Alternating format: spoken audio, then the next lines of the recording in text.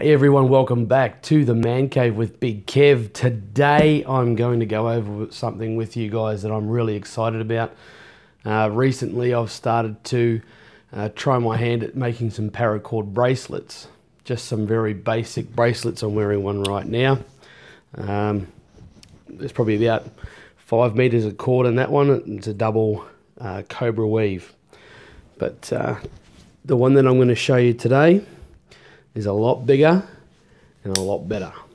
So stick around and let's have a look.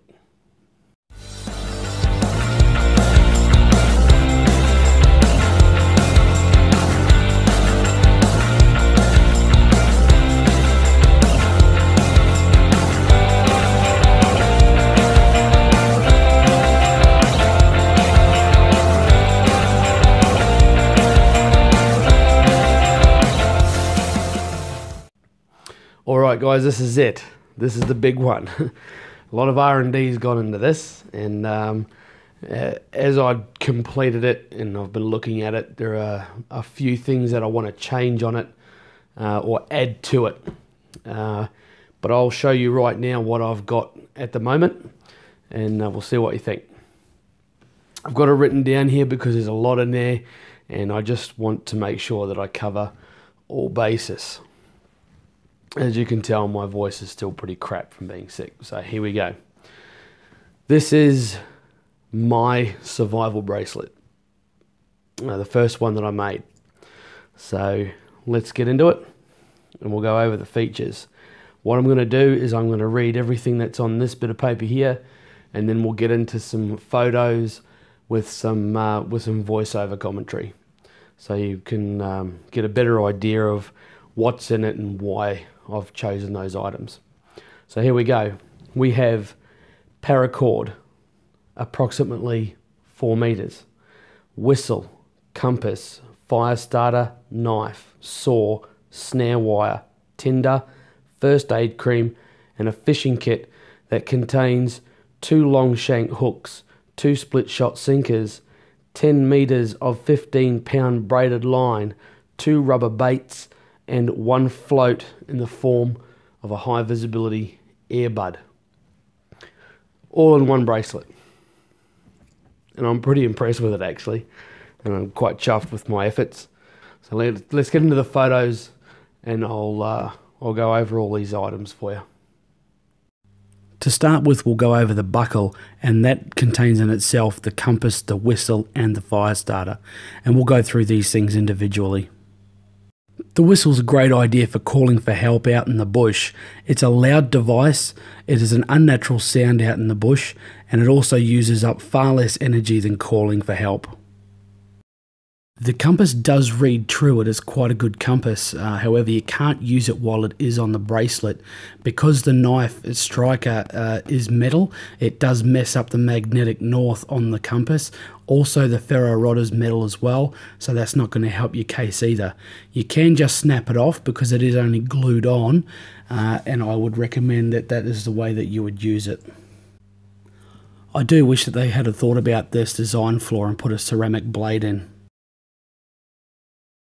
The buckle contains a decent sized ferro rod and a striker blade on it.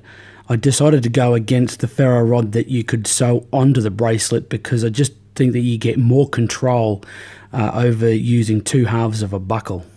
Although the knife / striker blade is really small, it will perform small tasks, and it may help you with notching wood and aiding with your snare making. The paracord that I've used is just a green paracord with a reflective strip through it.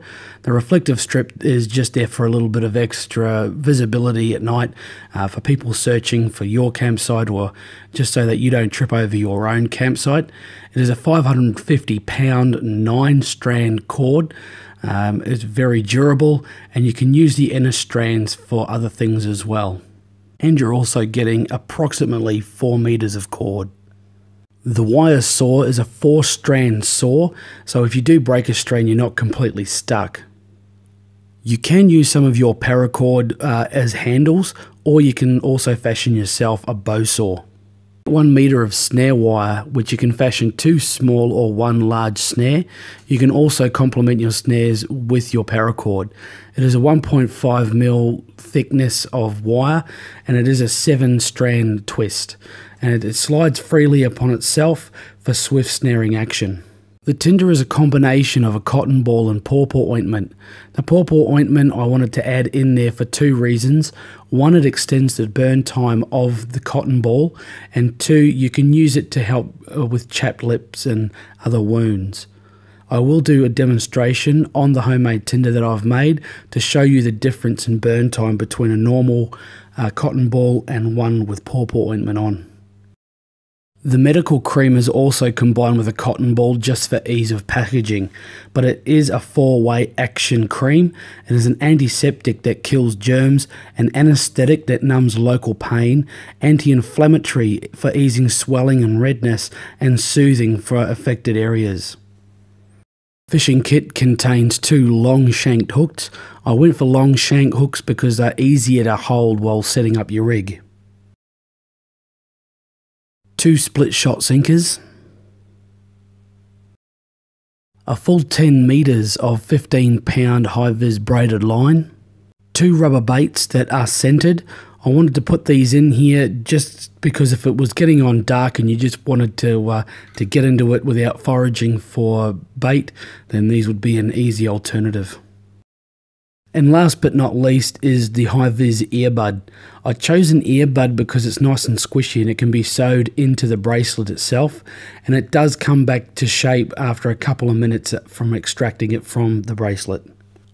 I have also had this soaking in water with a bait hanging off it for about a week in a tub of water. Although it did take on water, it didn't actually sink, so I think it's a great little float. When you flip the bracelet over, you can obviously see the different coloured straws there. So the snare wire is in the blue straw, the yellow straw contains the fishing kit, the red straw is your tinder, the green straw is your medical cream, and you can obviously see the earbud sewn into the bracelet there as well.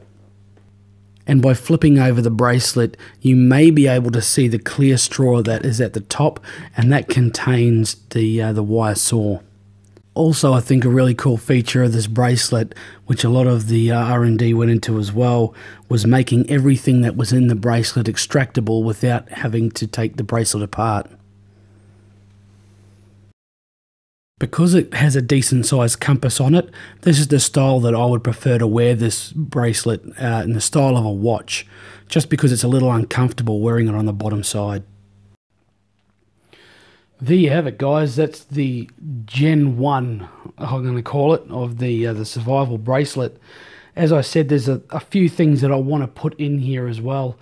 Well, for my next one, I want to add some stuff to this. With this one here, I can probably add the reflective strip and the mirror. That'll be on the underside of the buckle there. The other things that I want to add here are the alfoil, the swivels, mirror, reflector. I want to plasti dip the compass just for protection, so you don't scratch it up in the bush, so it's easily peeled off so that you can actually use it for when you need it. And maybe a scalpel blade to go inside that bracelet as well.